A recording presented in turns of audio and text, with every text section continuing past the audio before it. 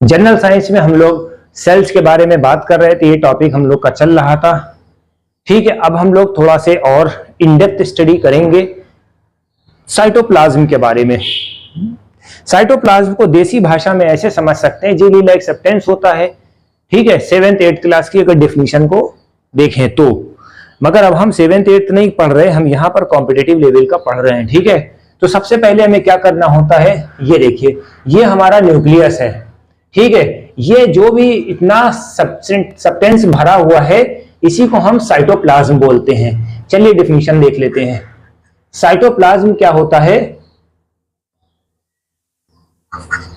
Cytoplasm plasma membrane nucleus filled with a translucent, ठीक है, homogeneous semi liquid होता है।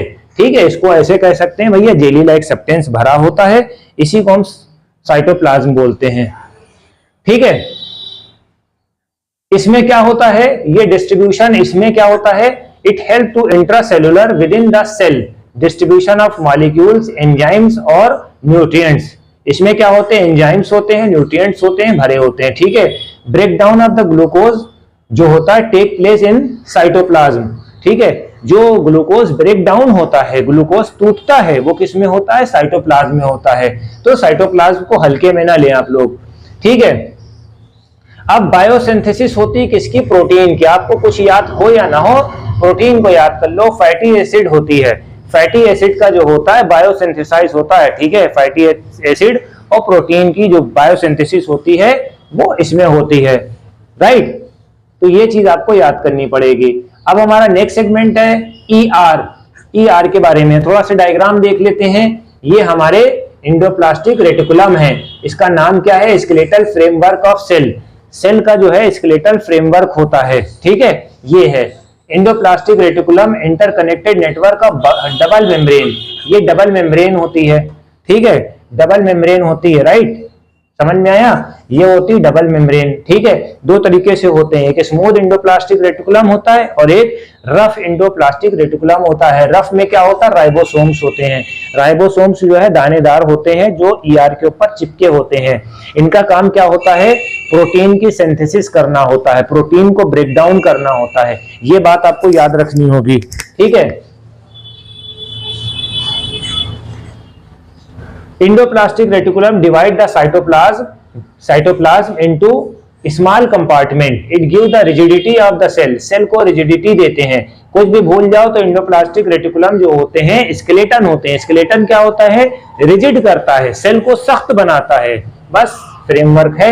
इसी वजह से इसको स्केलेटल कहेंगे भैया, स्केलेटल कहेंगे। इसी की वजह से सेल दिखता है, सेल का ये चेहरा है। ठीक है, ऐसे याद कर लो। ठीक है, माइटोकॉन्ड्रिया, माइटोकॉन्ड्रिया जो है इसको power house of the cell बोलते हैं। ये इसका नाम है, निक नेम है, निक नेम है। ये कोशिका का पावर हाउस बोलते हैं। डबल वॉल एनवेलप होता है, इसमें सेलुलर रेस्पिरेशन होता है। जब सेलुलर रेस्पिरेशन होगा तो सेलुलर रेस्पिरेशन में क्या होता है कि यहां से एनर्जी रिलीज होगी। ठीक है, यहां से एनर्जी रिलीज होगी। बस जब एनर्जी रिलीज होगी तो क्या कहना, फिंगर लाइक स्ट्रक्चर होता है, इसको हम क्रिस्टी बोलते हैं। देखिए ऐसे फोल्ड लाइक स्ट्रक्चर होगा, ये इस तरह से होगा, इसको हम क्या बोलेंगे, क्रिस्टी बोलेंगे। क्रिस्टी, सृष्टि नहीं, क्रिस्टी। ऐसे ऐसे ऐसे ऐसे ऐसे ऐसे होता है। ठीक है, ये पेन ज्यादा स्मूथ चलता है इस पे। ठीक है, mitochondria miniature biochemical factory, food stuff and oxidise, oxidise करता है, यानी ऑक्सीजन इसमें मिल जाएगा और एनर्जी, भरपूर मात्रा में एनर्जी। तो अब हम बात करेंगे इस पे, क्रिस्टी पे। ठीक है, तो क्रिस्टी में फिंगर लाइक प्रोजेक्शन होता है और ये क्या करता है, खाने को ऑक्सीडाइज करता है।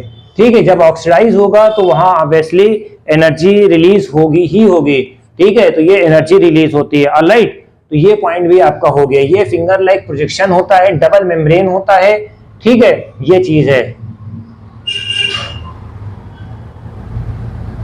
फिर गोल्गी के बारे में बात करते हैं। गोल्गी क्या होता है, डिलीवरी सेल होता है।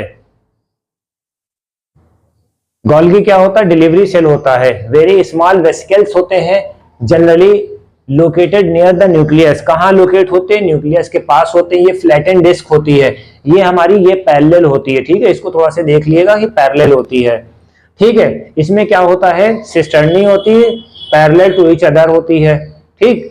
अब इसमें होता क्या है? ये सिक्रेशन करता है। किसका सिक्रेशन करेगा? म्यूकस का सिक्रेशन करेगा, एंजाइम्स का सिक्रेशन करेगा, हार्मोन्स का सिक्रेशन करेगा, ठीक है। म्यूकस का, एंजाइम्स का, हार्मोन्स का सिक्रेशन करेगा। इसी वजह से it help the storage of secretory product. Secretory product का स्टोरेज बोलते हैं, ठीक है। तो आज हमारा यहाँ लेक्चर खत्म हुआ। सिंगल शॉट हमने लिया है, इसमें 4 सब्जेक्ट आ रहे हैं, फिजिक्स, केमिस्ट्री, बायोलॉजी और साइंस एंड टेक। बट थोड़ा से जल्दी लेक्चर इसको आज खत्म कर दिया। नेक्स्ट वीडियो में आपको चारों सब्जेक्ट मिलेंगे। Thank you.